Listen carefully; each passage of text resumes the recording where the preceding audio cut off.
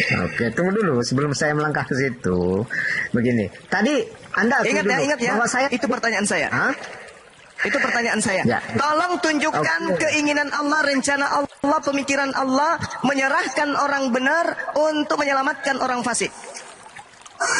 Ya, oke, nanti saya jawab itu ya. Iya. Di sini di ayat 22 ini Petrus menarik Yesus ke samping dan menegur dia, katanya, "Tuhan, kiranya Allah menjauhkan engkau dari hal itu." Menurut Anda, yang dikatakan Petrus ini menjauhkan dari hal itu, apakah itu?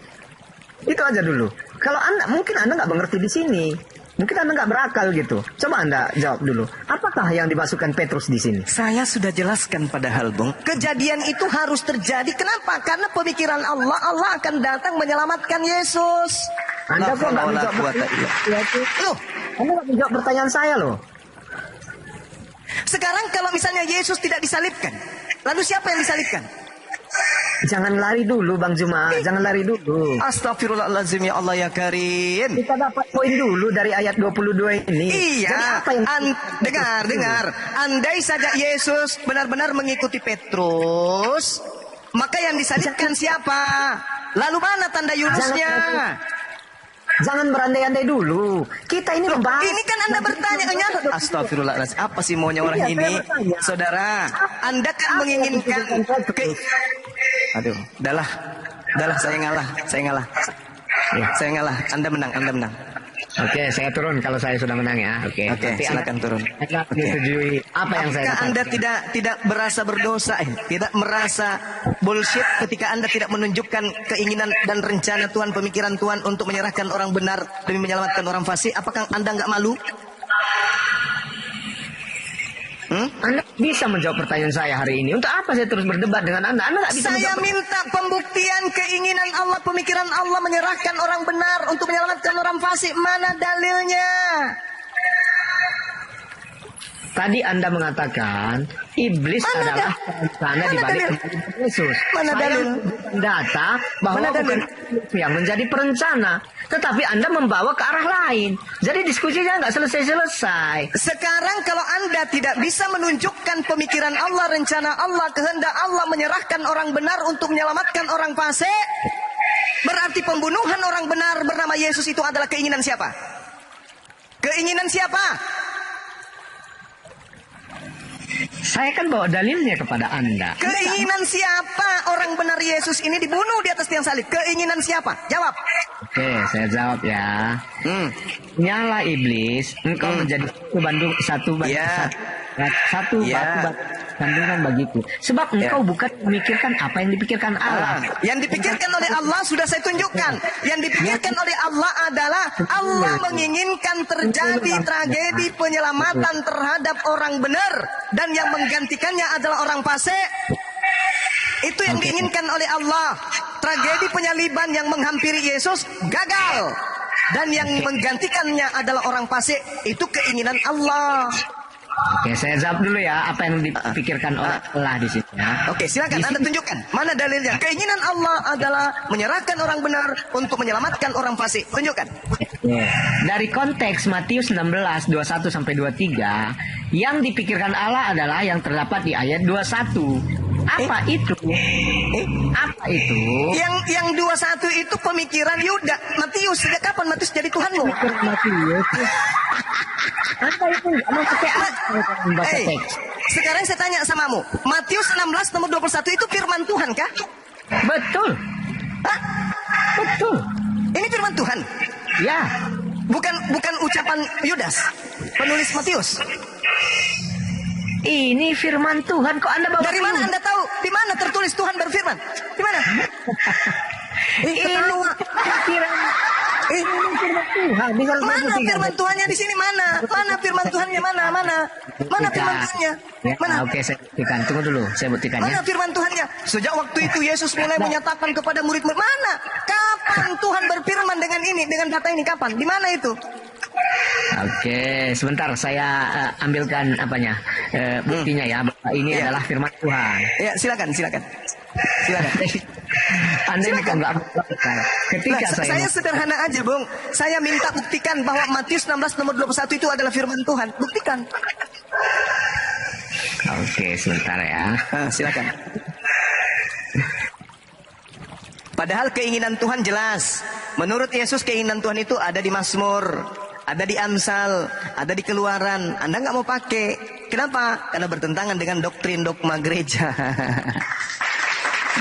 Yesus mengatakan harus tergenapi tentang aku apa yang tertulis di Mazmur, bukan apa yang tertulis di Matius. Allahu Akbar, Masya Allah. Tapi nggak apa-apa, nggak apa-apa. Kehadiran saya hanya sebagai pembawa peringatan aja kepada saudara. Anda mau percaya kepada saya, alhamdulillah. Anda tidak mau percaya juga tidak apa-apa. Silakan. Begini Bang Juma, kalau yang Silakan. Anda ucapkan sebelumnya tentang Mazmur, itu Anda perlu baca Lukas 16:16. Itu Apa yang aja. tertulis di sana? 16-16-nya apa?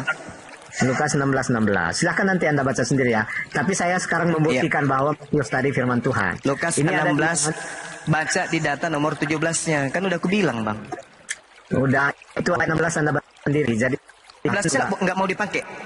dipakai semua. Tetapi Nah, itu kalau kan begitu kenapa Anda meninggalkan? Lebih mudah langit dan bumi lenyap daripada satu titik dari hukum Taurat batal. dihapus, bukan batal loh Bang. Dihapus. Batal di situ. Dihapus. Jangan mengganti Bang. Batal. Anda ini Gimana? Gimana terus. sih saudara ini? Kitab Saya sendiri buktikan. kok dipretelin juga nih. Enggak dipreteli. Anda yang preteli Enggak. kitab itu. Tidak Dengarkan Bang. dong. Batal itu Ini- dalam bahasa Yunani apa? Udah nggak usah bahas ke situ. Nanti terlampau jauh kita. Iya udah. Oke Membuktikan tadi, Oke, itu kembali. Ah. Matius tadi adalah firman Tuhan. Kita lihat di Yohanes 14 ayat 26 berbunyi, tetapi roh penolong, yaitu Roh Kudus yang akan diutus oleh Bapa dalam namaku, dialah yang akan mengajarkan segala sesuatu kepadamu dan mengingatkan kamu semua yang telah kukatakan kepadamu. Artinya penulis di Matius ini itu adalah yang diberitahukan oleh Roh Kudus. Anda Jadi, baca Matius 9 dong. itu Baca Matius 9 nomor 9. Jadi Baca ambil Matius poinnya Bung dulu. supaya Anda tahu bahwa apakah Matius itu firman Tuhan, bimbingan Roh Ya, Kudus atau bukan. Baca Matius 9 nomor 9. Setelah Yesus pergi dari situ, dia melihat seseorang yang bernama Matius duduk di rumah cukai. Lalu Yesus berkata kepadanya, ini bukan penulis Matius, bukan Matius murid Yesus yang menulis buku Matius ini, bukan. Baca juga Matius 12 nomor Matius 12-nya, coba Anda juga baca di sana apa yang dikatakan oleh Matius 12 di sana. Banyak orang mengikuti Yesus di sana katanya. Nah, lalu dikatakan pada waktu itu beberapa ahli Taurat kemudian berbicara kepada Yesus. Guru, Oke, kami ingin tanda Yunus. Tanda Yunus ini juga harus Anda perhatikan bahwa tanda Yunus adalah tanda angkatan jahat di mana ada yang harus mati dan bangkit pada hari ketiga sebagai simbol hadiah kepada angkatan jahat. Begitu, Bung. Ya, oke. Yang Matius 9 Anda katakan tadi ya. Sesudah itu Yesus berjalan bla bla bla bla bla. Kalau ayat Ya. ini kan menggambarkan momen ketika Yesus manggil Matius. Apakah ini serta-merta menyatakan bahwa kitab ini tidak ditulis oleh Matius? Lah ini jelas. Setelah Yesus pergi dari situ, Yesus melihat seorang yang bernama Matius. Harusnya setelah Yesus pergi dari situ, Yesus melihat aku. Oke. Kalau begitu, berarti yang berfirman di Al-Quran Anda bukan Allah itu sendiri. Beda Bu. Beda. Karena Yesus, dengar, Yesus sudah menjadi manusia. Allah tidak pernah jadi manusia. Narasi yang disampaikan harus berbeda. Tuhan Anda sudah datang jadi manusia. Maka yang ada hanya aku dan kamu. Aku dan kamu. Aku dan Yesus. Aku dan Yesus. Karena Tuhan Anda sudah datang ke bumi. Beda. Di Al-Quran Anda di situ menyebutkan dialah yang awal, dialah yang akhir. Jadi Dia ini, dengar, dia ini dikatakan kata dia karena Tuhan tidak datang langsung ke bumi. Jadi dia menceritakan dirinya melalui Roh Kudus kepada Nabi Muhammad dengan mengatakan kata dia, menunjuk kepada dirinya yang memang tidak sedang berwujud di bumi. Beda dengan Yesus. Tuhan Anda sudah datang ke bumi, maka yang ada hanya aku dan Yesus. Yesus berkata kepadaku, harus. Karena Yesus sudah di bumi. saya mengikuti narasi saudara ini. Anda diikuti pun nggak bisa. Yesus datang ke bumi ketika bertemu dengan muridnya, apa yang terjadi? Aku dan Yesus, betul? Ini konteksnya kan dituliskan. Kalau Matius menulis aku, orang kan bertanya-tanya, siapa aku di situ? Ini Aku Matius, namanya kitabnya Matius. Dan Kan lucu. ini kitab Matius ini untuk diberitakan atau untuk disimpan? Untuk diberitakan atau untuk disimpan? Tunggu dulu, tunggu. Ini kesaksian harus bercerita aku dengan Yesus. Iya. Tetapi kesaksian ini untuk diberitakan atau disimpan-simpan sih? Sekarang kalau dia pun mengatakan kesaksian untuk disampaikan, ini kesaksian aku. Aku muridnya yang bersaksi, maka tetap harus menulis aku di sini. Iya, tetapi ini Anda jawab dulu. Ini kesaksian ini untuk diberitakan atau untuk disimpan sih? Mana pembuktiannya? Nah, Matius menulis untuk disiarkan kemana-mana. Mana? Ada nggak pengakuan penulis Matius untuk orang disampaikan ke orang ini? Ada nggak? Tunjukkan ke saya.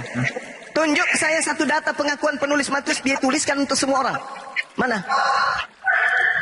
Tunjuk satu ayat saja kalau ada. Anda ini diikuti nggak bisa, mengikuti pun nggak bisa. Jadi Anda kan mengatakan apakah tulisan Matius ini hanya untuk dirinya atau untuk orang? Kalau untuk orang lain mana? Tunjukkan dalilnya. Anda tadi mengatakan harusnya aku, iya kan? Harusnya aku di situ Matius. Ya memang menuliskan aku karena Matius ini karena dia bukan murid Yesus, maka dia tidak mengatakan aku. Jadi ketika saya bertanya apakah kitab Matius ini untuk diberitakan atau untuk disimpan, Anda nggak berani jawab. Ini untuk Matius aja. Coba Anda baca Matius 1. Apa yang ditulis di sana? Adakah untuk orang lain? Ini narasi yang disusun oleh Matius untuk dirinya. Pada waktu itu pada hari Sabat Yesus berjalan dalam gandum. Ini apa maksudnya menulis kayak begini? Untuk orang? Enggak. Buku Matius ini kebetulan aja lolos pada saat konsili. Makanya disebut sebagai kitab kanon. Karena dia lolos dari pengkanonan. Lihat juga Lukas. Apakah Lukas dituliskan untuk orang Kristen? Tidak. Coba Anda baca Lukas 1. Lukas 1 dituliskan hanya untuk seorang manusia saja. Satu orang bernama Theophilus. Itu hanya untuk Theophilus saja. Bukan untuk orang banyak. Theophilus yang mulia. Banyak orang yang berusaha menyusun satu berita tentang peristiwa yang terjadi di antara kita. Seperti yang disampaikan kepada kita oleh mereka yang semula adalah saksi mata dan pelayan firman. Karena itu, aku menyelidiki segala peristiwa itu dengan seksama dari asal mulanya. Aku mengambil keputusan untuk membukukannya dengan teratur untukmu. Untuk siapa? Untuk Theophilus seorang, bukan untuk Kristen. Tapi karena buku ini lolos pada saat pengkanonan kitab, maka dijadikanlah catatan-catatan Lukas ini sebagai kitab suci. Tapi sejatinya Lukas menulis hanya untuk satu orang. Sama seperti Paulus. Menulis untuk orang yang ada di Galatia. Menulis untuk Theophilus. Menulis untuk Timotius. Menulis untuk orang yang ada di Filipi. Menulis untuk orang yang ada di Efesus. Menulis untuk orang yang ada di Roma. Menulis untuk orang yang ada di Filemon. Bukan untuk orang yang ada di Indonesia. Kamu cari 13 buku Paulus yang dituliskan untuk orang Indonesia itu tak ada. Semuanya dari Paulus untuk saudaraku yang ada di Roma. Dari Paulus hamba Yesus Kristus untuk saudaraku yang ada di Korintus. Surat Korintus dari Paulus dan Sostenes untuk orang-orang yang ada di Korintus. Surat Filipi dari Paulus dan Timotius untuk orang yang ada di Filipi. Surat Kolose dari Paulus dan Timotius untuk orang yang ada di Kolose. Surat Galatia dari Paulus untuk orang di Galatia. Surat Filemon dari Paulus dan Timotius untuk orang yang bernama Filemon, Apphia, Akripos, orang yang ada di Kolose. Surat Titus dari Paulus untuk seorang anak yang bernama Titus yang tinggal di Antioquia. Surat Efesus dari Paulus untuk orang-orang kudus yang ada di Efesus penyembah dewa Yunani yaitu dewa Artemis. Surat Tesalonika dari Paulus bersama dengan Silwanus dan juga Timotius kepada orang Tesalonika, kota yang ada di Yunani Utara. Jadi Timotius dari Paulus untuk Timotius seorang manusia yang disebut sebagai Theos Anthropos di dalam 1 Timotius 6 nomor 1. Jadi semua surat Paulus itu bukan untuk orang Indonesia, semua ada peruntukannya. Korintus untuk orang yang ada di Korintus, Filipi untuk orang yang ada di Filipi, Kolose untuk ada orang yang di Kolose, Galatia untuk orang yang ada di Galatia, Filemon untuk seorang bayi, untuk seorang anak bernama Filemon yang ada tinggal di Kolose, Titus untuk seorang anak yang bernama Titus yang tinggal di Antioquia, Efesus untuk seorang penyembah dewa Yunani dari dewa Artemis yang ada di Yunani, Tesalonika dari Paulus itu untuk seorang yang ada di Tesalonika yang tinggal di kota Yunani Utara. Timotius, surat yang ditulis untuk orang yang bernama Timotius. Jadi belajar dulu baru memegang sebuah kepercayaan. Jangan cuma imani aja. Belajar supaya tahu dasar pijakan keagamaanmu itu seperti apa adanya. Kamu baca semua yang saya sajikan tadi itu. Baca kitab Filipi. Saudara baca Timotius, Tesalonika, Efesus, Titus, Filemon, Galatia, Kolose, Filipi, Korintus, Roma. Anda baca, itu peruntukan untuk orang per orang, bukan untuk jemaat. Anda tadi menyatakan itulah cerminan Matius tadi yang Anda tunjukkan ke saya, Bung. Apakah Matius itu untuk seorang saja atau untuk orang lain? Kubacakanlah Matius yang tadi, Matius 9 nomor 9, bahwa penulis Matius itu bukanlah murid Yesus. Sebenarnya yang dibahas tadi, Anda mengatakan, saya hanya ingin menyangkal itu aja tadi. Anda menyatakan bahwa penyaliban Yesus itu karya iblis. Jadi saya Memang betul. Makanya saya minta tolong tunjukkan keinginan Tuhan agar yang disalib itu orang benar untuk nebus orang fasik. Dalilnya tak ada kan. Lalu kemudian Yohanes 6 nomor 70 dengar. Yohanes 6 nomor 70.